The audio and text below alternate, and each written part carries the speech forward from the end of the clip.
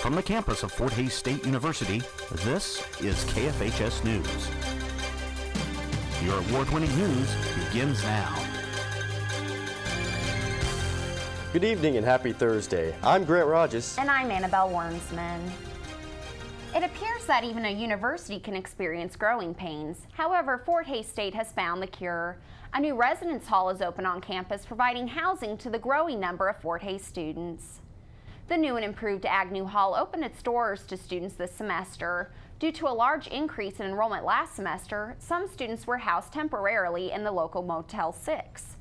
The new residence hall comes equipped with 123 beds, which has solved the current shortage of housing on campus. The dedication of Agnew Hall took place over homecoming weekend. The second phase of the project will create another residence hall for students in the fall of 2013 and will provide an additional 107 beds to students who wish to live on campus. A pizza delivery man in Hays was stabbed while trying to deliver a pizza order last Friday night. The incident occurred in the 500 block of West 7th Street. It is reported that the suspect attempted to take the delivery man's money and then stabbed him. The 29-year-old victim is said to be in stable condition at Hays Medical Center. Anybody with any information on the incident is asked to call the Hays Police Department at 785-625-1030.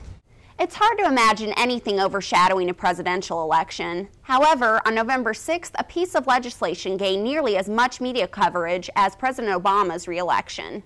Amendment 64 was passed by 53% of Colorado voters, thereby making marijuana legal for recreational use to individuals over the age of 21. However, what remains to be seen is what this will mean for residents of Kansas and other neighboring states. Kansas Highway Patrol is currently preparing itself for an increase in marijuana-related arrests throughout the state. With Colorado being in such close vicinity, it is becoming apparent that some Kansas residents may choose to take advantage of the new laws in our neighboring state. Individuals caught driving through the state of Kansas with marijuana will face the same penalties regardless of the laws from the state where they purchased it from. Currently, the Kansas Highway Patrol is not planning any grand interdiction efforts such as checkpoints at the border.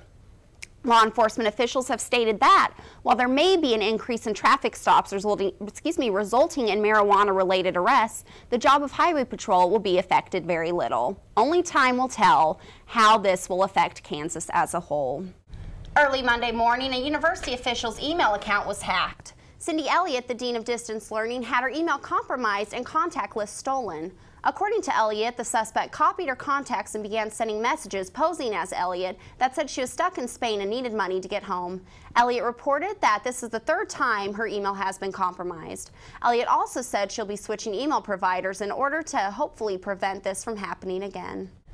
Yesterday, the American Democracy Project held a mock election in which students were able to vote for their favorite 2012 presidential candidate.